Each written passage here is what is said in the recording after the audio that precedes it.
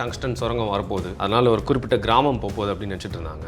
குறிப்பிட்ட கிராமம் மட்டும் இல்லை, ஆல்மோஸ்ட் வந்து பார்த்தீங்கன்னா மதுரையில் பெரும்பான்மையான இடங்கள் போகுது, அதுவும் விவசாய நிலங்கள் போகுது, ஊர் போகுது அப்படிங்கிறத புரிஞ்சோன்னே யாருமே போராடலாம் வாங்கன்னு கோஆர்டினேட்லாம் பண்ண தேவையில்லை, எல்லாருமே எந்திரிச்சு வந்துட்டாங்க. அது வந்து தூண்டி எழுப்பப்பட்ட போராட்டம் இல்லை, உள்ளுக்குள்ளே வந்து எழுந்த போராட்டம். நான் பொறுப்பில் இருக்கிற வரைக்கும் என்னை தாண்டி இது நடக்காது அப்படின்னு முதல்வர் சொல்லியிருந்தாரு. திமுக அரசாங்கம் மட்டும் இல்லை, இதே அதிமுக அரசாங்கமாக இருந்தாலும் சரி, அதாவது பல ஊர்களை வந்து அழித்து பல திட்டங்களை வந்து கொண்டு வந்திருக்காங்க. ஸோ கட்சிகளை நம்புறதுக்கு மக்கள் இனிமேல் வந்து தயாராக இல்லை. அப்போ அவங்களோட வார்த்தைகள் மேலே இவங்களுக்கு நம்பிக்கை இல்லைன்றதை தான் பிரதிபலிக்கிறாங்க. நம்பிக்கை இல்லை அப்படிங்கிறது ஒன்று. இன்னொன்று, நம்ம ஊருக்காக நம்ம வந்து பெரிய போராட்டம் ஒன்று பண்ணி இதை பற்றி அவங்க நினைக்க கூட கூடாது அப்படிங்கிற லெவலுக்கு கொண்டு போயிடணும் அப்படிங்கிறது தான் வந்து பார்க்குறாங்க. முன்னேற்றம் அப்படிங்கிறது பேரலாக இருக்கணும். நம்மளோட வாழ்க்கையை அழிச்சு முன்னேற்றம் அப்படிங்கிறது வந்து பார்த்தீங்கன்னா நம்மளை விடுங்க, நம்மளோட ஃபியூச்சர், நம்மளுடைய வரக்கூடிய சந்ததிகளுக்காக போராடணும்னு நினச்சி மக்கள் வந்து போராடி இருக்காங்க. FT பாலிடிக்ஸ் நேயர்களுக்கு வணக்கம். இன்னைக்கு நம்ம கூட யூடியூபர் வருண் சார் தான் இருக்காரு, அவரோட பேசலாம். வணக்கம் சார். வணக்கம்மா சார். பார்த்துருப்பீங்க அப்படின்னு நினைக்கிறேன், டங்ஷன் இஷ்யூவில் வந்துட்டு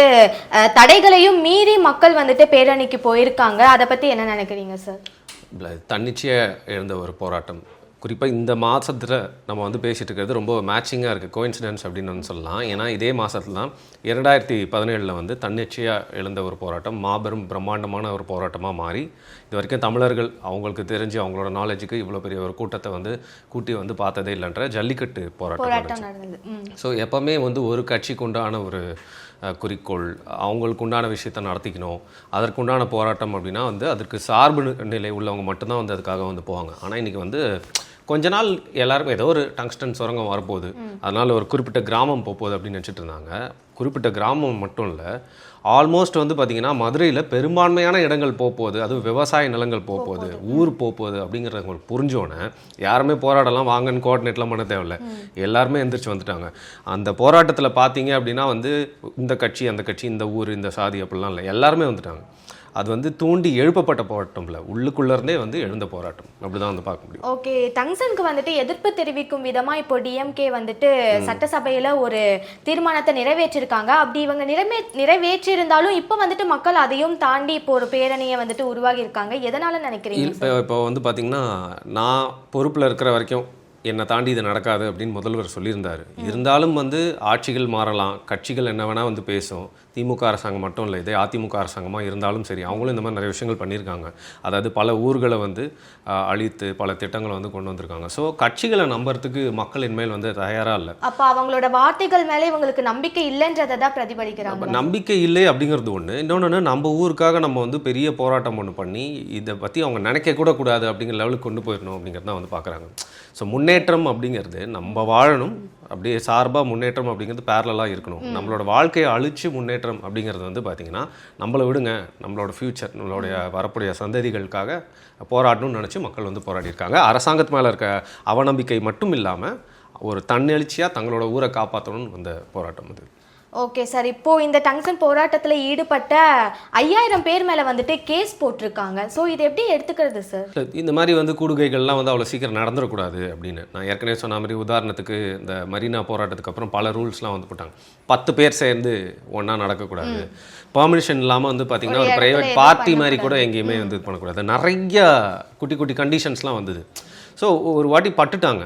இப்போ கொரோனா லாக்டவுன் வந்தப்போ தான் வந்து இவ்வளோ பெரிய ஒரு நாட்டில் இவ்வளோ கோடிக்கணக்கில் இருக்கிற மக்களை வந்து எப்படி கட்டுப்படுத்தலாம், அப்படி கட்டுப்படுத்தும் போது வரக்கூடிய வந்து பிரச்சனைகள் என்னவாக இருக்கும், எந்தெந்த ரூபத்தில் வந்து மக்கள்லாம் வெளில வந்து தப்பிச்சு வராங்க நம்மளோட கட்டுப்பாட்டையும் மீறி அப்படிங்கிறத கற்றுருப்பாங்க. அதுக்கு முன்னாடி அதுக்கான ஒரு வாய்ப்பு இல்லாமல் இருந்திருக்கும். அதே மாதிரி வந்து ஒரு பெரிய போராட்டம் நம்ம மெரினா போராட்டத்துக்கு அப்புறம் என்ன கற்றுக்கிட்டாங்க அப்படின்னா, மக்களை எந்த விதத்துலையுமே வந்து கூட வச்சிடக்கூடாது, அவங்க எல்லாருமே ஒரே கொள்கைக்காக கூடிடக்கூடாது. அப்படி அந்த கொள்கைக்காக ஒரு வேளை கூடினாங்கனாலும் திரும்பவும் இது ஒரு தொடர் போராட்டமாக இன்னும் பிரம்மாண்டமாக பெருசாகிடக்கூடாது, வெவ்வேறு பிரச்சனைகளுக்கு இதே மாதிரி வந்துடக்கூடாது அப்படிங்கிறதுனால ஒரு 5000 பேரை வந்து கைது பண்ணுறதா இருக்கட்டும், வழக்கு போடுறதா இருக்கட்டும், இந்த மாதிரி மிரட்டல்கள்லாம் இருக்க தான் செய்யும். அது எந்த ஆளும் அரசாங்கமாக இருந்தாலும் இப்படி செஞ்சு தான் மக்களை அடக்க வந்து பார்க்கணும். ஓகே சார், சார் இப்போ இந்த விஷயத்துக்கு எதிராக வந்துட்டு தீர்மானம் போட்டிருக்காங்க. ஓகே, நாங்கள் வந்துட்டு அதுக்கு எதிராக வந்துட்டு தீர்மானம் போடுறோம், நீங்கள் போராட்டம் பண்ண வேணாம்னு சொல்லியிருக்காங்க. அப்போ தீர்மானம் போட்டிருக்காங்க அப்படின்னா கவர்மெண்ட் வந்துட்டு மக்கள் சைடு தான் நிற்கிறாங்க அப்படின்னு அர்த்தம். ஆனால் அவங்க மேலேயே வந்துட்டு இவங்க கேஸ் போட்டிருக்காங்களே சார்.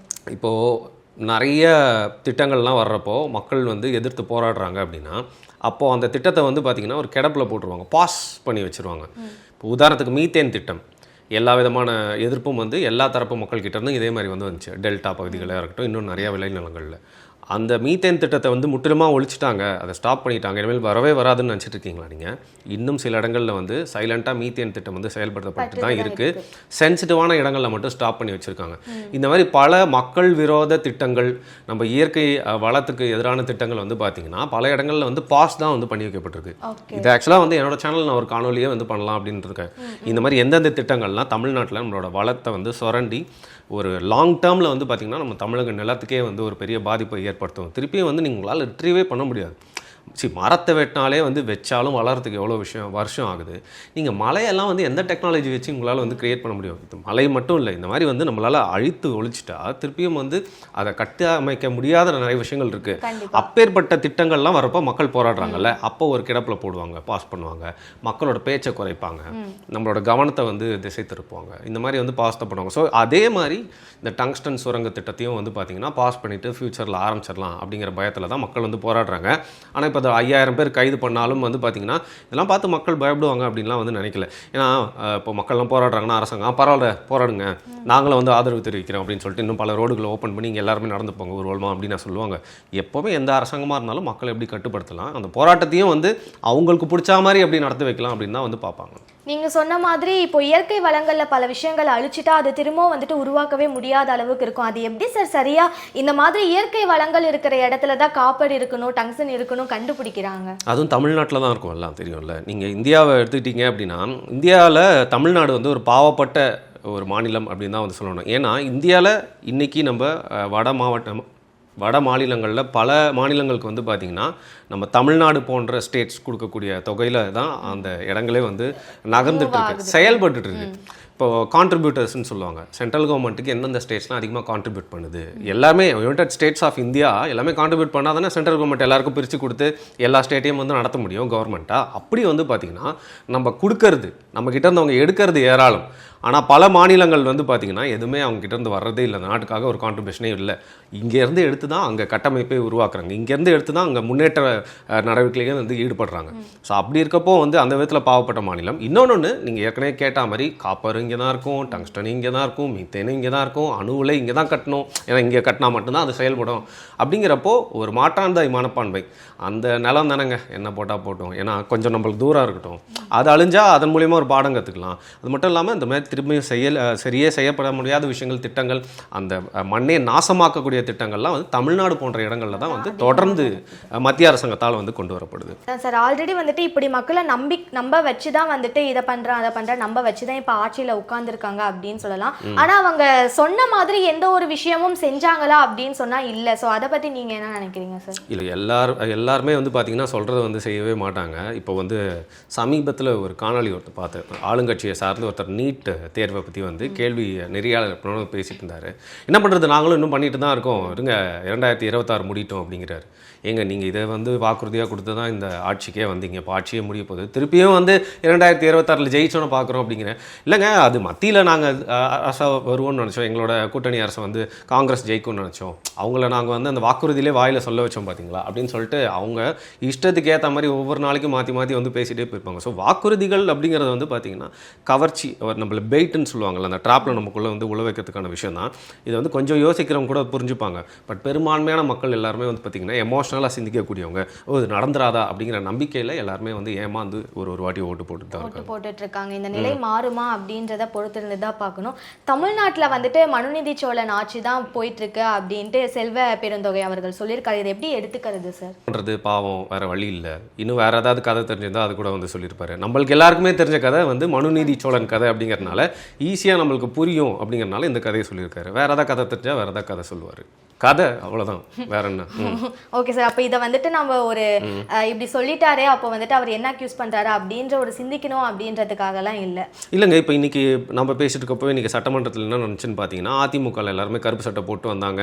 அதுக்கப்புறம் வந்து மூஞ்சில் சேவ் மேலூர் அப்படின்னு சொல்லிட்டு வந்து மாஸ்க்லாம் கூட பட்டு தான் கருப்பு சட்டையில் வந்து யார் அந்த சார் ஸ்டிக்கர் ஒட்டிட்டு வந்தாங்களாம். சரி, ஓகே, ஒரு எதிர்கட்சி என்ன அரசியல் பண்ணணுமோ அவங்க அதை பண்ணுறாங்க. அந்த நேரத்தில் நீங்கள் ஆளுங்கட்சி எதிர்த்து கேள்வி கேட்கலாம் கூட பரவாயில்ல, இவர் அதே சட்டமன்றத்தில் உட்காந்துட்டு அதிமுக அரசாங்கத்தை அதிமுக வந்து திட்டுறாரு. ஸோ உங்களுக்கு புரியுதா? ஸோ வந்து கூட்டணி கூலிகளாக வந்து பல பேர் செயல்படுறாங்க அப்படிங்கிற ஒரு முட்டாள்தனமான விஷயம் தான் இதெல்லாம் வந்து நம்மளுக்கு தெரியுது. ஸோ இதெல்லாம் பார்த்துட்டு சிரிச்சுட்டு போகலாமே தவிர்த்து வேறு எதுவுமே பெருசாக சொல்கிறதுக்கு இல்லை. ஓகே சார், மக்களோட இந்த எழுச்சி போராட்டம் 2026 எதிரொலிக்குமா சார்? இல்லை, ஒவ்வொரு வாட்டியும் மக்கள் கூடுறப்ப நான் ஏற்கனவே சொன்ன மாதிரி அவங்களை எப்படி அடக்கலான்னு புது புது முறைகள் வந்து கண்டுபிடிக்கிறாங்க. ஸோ அவங்க கண்டுபிடிக்கிறாங்க இல்லையா, அதே மாதிரி வந்து பார்த்தீங்கன்னா மக்களும் வந்து வெவ்வேறு வகையில் எப்படி கூடலாம், போராட்டங்களை ஒன்றிணைக்கலாம், எப்படி வந்து அரசுக்கு வந்து நம்ம வந்து இசைந்து போகாமல் போராடலாம் அப்படிங்கிறது வந்து மக்களும் கண்டுபிடிச்சி தான் இருப்பாங்க. இதை நான் வந்து இந்தியா தமிழ்நாட்டுக்கு மட்டும் சொல்ல, எந்த கலாச்சாரமாக இருந்தாலும் சரி, எந்த காலகட்டமாக இருந்தாலும் சரி, எந்த நாடாக இருந்தாலும் நீங்கள் டெக்னாலஜியை வச்சு இல்லை பல புது புது முறைகளை வச்சு நீங்கள் மக்களை ரொம்ப நாளுக்கெலாம் வந்து கட்டுப்படுத்திகிட்டே இருக்க முடியாது.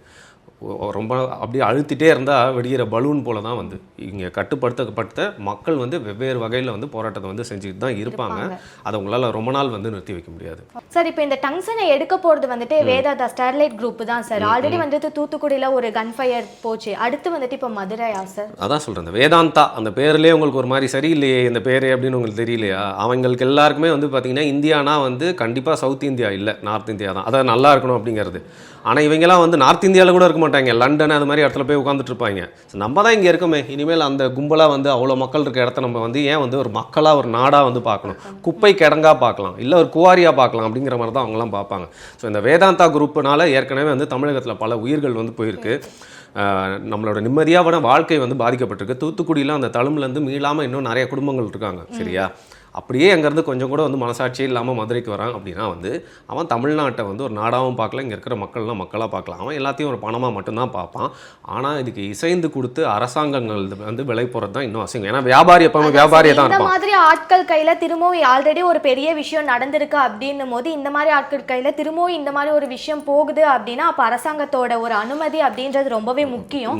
அவங்க அனுமதிக்கிறாங்க அப்படின்னா அவங்க எந்த ஒரு மைண்ட் செட்டில் இந்த ஒரு விஷயத்தை அனுமதி, தமிழக அரசாங்கம் இப்போதைக்கு வந்து எதிர்க்கு அதை செயல்படுத்த விட மாட்டான்னு சொல்லுது. அது உண்மையாக இருந்தால் ரொம்ப சந்தோஷம். அரசாங்கத்துக்கு நம்ம கை கூப்பி வந்து வழங்குறேன். ஏன்னா இது அவங்களோட மினிஸ்டர்ஸ், அவங்களோட எம்எல்ஏக்கள், அவங்களுக்கு யாரெல்லாம் ஓட்டு போட்டாங்களோ அவங்களோட லேண்டு தான் இது. ஸோ அவங்க வந்து காப்பாற்றி தான் ஆகணும். ஆனால் மத்திய அரசாங்கம் வந்து பார்த்திங்கன்னா எப்படி பார்க்கணும்னு தெரியல. ஸோ மத்திய அரசாங்கத்துக்கு வந்து ஒரு எதிர்ப்பு கொடுத்து என்றைக்குமே இந்த ஸ்டாண்டை விடாமல் நின்று நம்மளை தமிழக அரசாங்கம் வந்து செயல்படும் அப்படிங்கிறத பார்க்கலாம். இன்னொன்று தான் லேண்டை பற்றி நம்ம சொல்லணும். மதுரை அதுவும் அந்த இடங்கள் எல்லாமே பார்த்திங்கன்னா நான் விளைநிலங்கள் மட்டும்தான் சொன்னேன், ஊர் மட்டும்தான் சொன்னேன். பல இடத்துல வந்து பார்த்திங்கன்னா தொல்பொருள் ஆராய்ச்சி நடந்துட்டுருக்கு. அந்த மாதிரி வந்து விலை மதிப்பே இல்லாத நம்மளோட ஹிஸ்ட்ரி, அதெல்லாம் நம்ம ஹிஸ்ட்ரி பற்றி அவனுக்கு என்ன கவலை, அது சும்மா இருந்தாலே விட மாட்டான். அதை அழித்தொழிக்கிறதுனா அவனுக்கு ரொம்ப சந்தோஷமாக தான் இருக்கும். அது மட்டும் இல்லாமல் சமண படுக்கைகள் இருக்குது. இன்னொன்று என்னால் கேள்விப்பட்டப்போ வந்து நம்பவே முடியலங்க, அது பல ஆயிரம் ஸ்கொயர் கிலோமீட்டருக்கு போயிட்டு பழனி மலை வரைக்கும் போதான். அந்த ரேடாரில் பழனி மலையே கை வைக்கலான்னு இவங்களுக்கு திமிர் இருக்கு பாருங்க. அப்போ இவங்கெல்லாம் என்ன சொல்கிறது? அதனால் என்ன பண்ணுறது, பழனியில் இருக்க சிலையே வந்து பின்னாடி சுரண்டி தின்னவங்க தானே. ஸோ அதனால் இந்த மாதிரி ஒரு மதுரையை வந்து அவங்கெல்லாம் வந்து ஒரு சுரங்கமாக தான் பார்க்குறாங்க, ஒரு குவாரியாக தான் பார்க்குறாங்க. நான் மதுரையில் இருக்க மக்களுக்கு தான் தெரியும் அது அவங்களோட வரலாறு அப்படின்னு. அதனால தான் எல்லாருமே கொதித்தெழுந்து போராட்டம்.